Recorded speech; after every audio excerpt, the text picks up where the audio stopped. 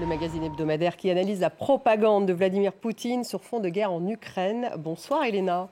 L'actualité de la semaine vue par la télévision russe, ce sont ces inondations records au sud de la Russie, mais aussi les suites de l'attentat au Crocus City Hall. C'était le 22 mars, je le rappelle, à Moscou. Attentat qui avait fait 144 morts. Oui, et là, le tableau, il est assez étrange. Vous vous souvenez peut-être que Vladimir Poutine avait annoncé 11 arrestations au lendemain de cette attaque.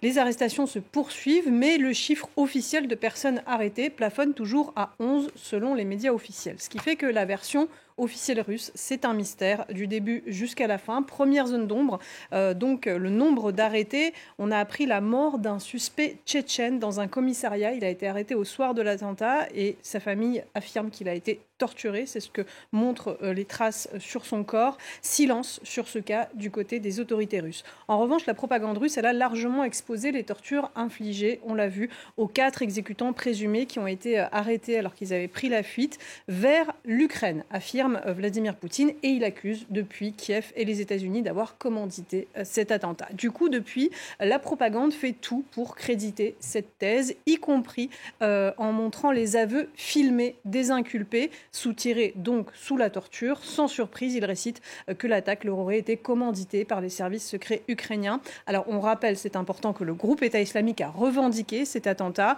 Ces revendications ont été authentifiées, mais la propagande russe ne mentionne pas cette revendication, ou seulement pour dire qu'elle aurait été commanditée par les États-Unis au groupe État islamique. Alors regardez ces quelques extraits de reportage, ils ont été diffusés dans l'émission hebdomadaire Vesti Nedeli et c'est un record d'audience le dimanche soir à la télévision russe. Quel était le plan de votre groupe après l'attentat ? De partir vers Kiev. Dans le téléphone d'un terroriste, on a trouvé des photos et des vidéos de gens en tenue de camouflage avec le drapeau ukrainien. 1 heure après l'attentat au Crocus, les États-Unis ont indiqué aux médias occidentaux de dire que c'était l'État islamique. Adolf Hitler et l'Allemagne fasciste, qui l'a élevé ?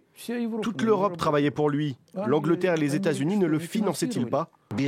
Sans les Américains, tout ça ne serait pas arrivé.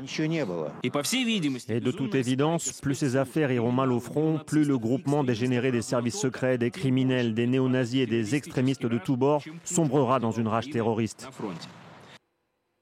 Et par groupement dégénéré, ce commentaire indique l'Ukraine. Il accuse les États-Unis d'avoir organisé l'attentat de Moscou, comme l'Amérique aurait financé Hitler. On les a entendus. Cette propagande n'a qu'un objectif, finalement, justifier toujours plus aux yeux des Russes la guerre en Ukraine. Oui, alors que pas plus tard qu'aujourd'hui, une frappe russe a fait 2 morts et 4 blessés dans la ville de Mykolaïv, au sud de l'Ukraine. Plus de 40 drones et missiles longue portée ont été tirés sur l'Ukraine. Ils ont visé l'infrastructure énergétique. C'était cette nuit. La propagande russe ne mentionne toujours pas jamais les morts civiles ukrainiennes et présente toujours sa guerre en Ukraine comme une opération spéciale de libération, de dénazification du pays. Et désormais, ces frappes, elle présente ces frappes comme une opération de vengeance. Donc, pour l'attentat du Crocus, vous allez l'entendre avec ces extraits. Nous sommes toujours sur la principale chaîne du pays, Rossiya 1. Des frappes magistrales de vengeance depuis les airs. Nous détruisons méthodiquement l'infrastructure militaire de l'ennemi.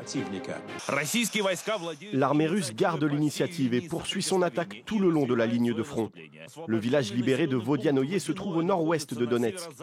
Plus tôt, on a appris la prise par l'armée russe de 2 autres villages situés à proximité. Des cibles militaires uniquement, selon la propagande russe, qui continue d'appeler la guerre en Ukraine une opération spéciale de dénazification. Et pendant ce temps-là, le ministre russe des Affaires étrangères, Sergueï Lavrov, s'est rendu en Chine, premier partenaire commercial et principal soutien de la Russie depuis le début de cette guerre.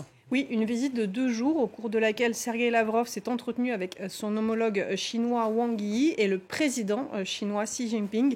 Alors Yi a promis que la Chine soutiendra, je cite, le développement stable de la Russie sous la direction de Vladimir Poutine. Xi, lui, a appelé Moscou et Pékin à être unis avec le Sud global pour promouvoir une réforme du système de gouvernance mondiale. Ce fut l'occasion pour le célèbre propagandiste Vladimir Solovyov et les invités de son émission quotidienne de s'enthousiasmer de ce nouvel ordre mondial en construction. Regardez.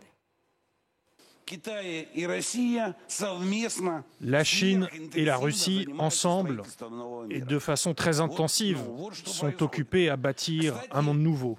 Voilà ce qui se passe. Au fait, elles le font sans s'efforcer de détruire l'ancien. Elles n'ont pas le but d'enterrer qui que ce soit. Pourquoi gaspiller de l'énergie? Ils crèveront tout seuls. Bah oui, c'est comme le thérapeute qui dit au chirurgien « vas-y, opère ». Mais il n'y a pas besoin en fait. Ça tombera tout seul.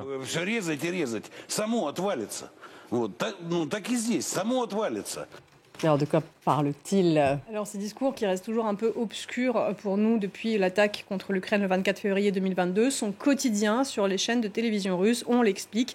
Ils sont inspirés de thèses panslavistes. Le panslavisme, c'est un courant nationaliste russe du 19e siècle dont les théoriciens affirmaient que la civilisation occidentale, déjà à l'époque, était entrée dans une phase de déclin, bien que cherchant à détruire la civilisation slave orthodoxe qui, elle, doit résister et éclore pour connaître un essor sous l'égide de la Russie. Tout ceci a l'air un peu fumeux aujourd'hui, mais c'est bien sur ces thèses que Vladimir Poutine et son régime fondent la science politique moderne russe et des actions très concrètes comme la guerre en Ukraine, présentée comme une résistance de cette civilisation russe à l'agresseur occidental et aux États-Unis. Alors pour ses alliés comme la Chine, la Russie a un discours plus pragmatique, mais elle ne leur promet pas moins un monde débarrassé, selon ses discours, de l'hégémon américain.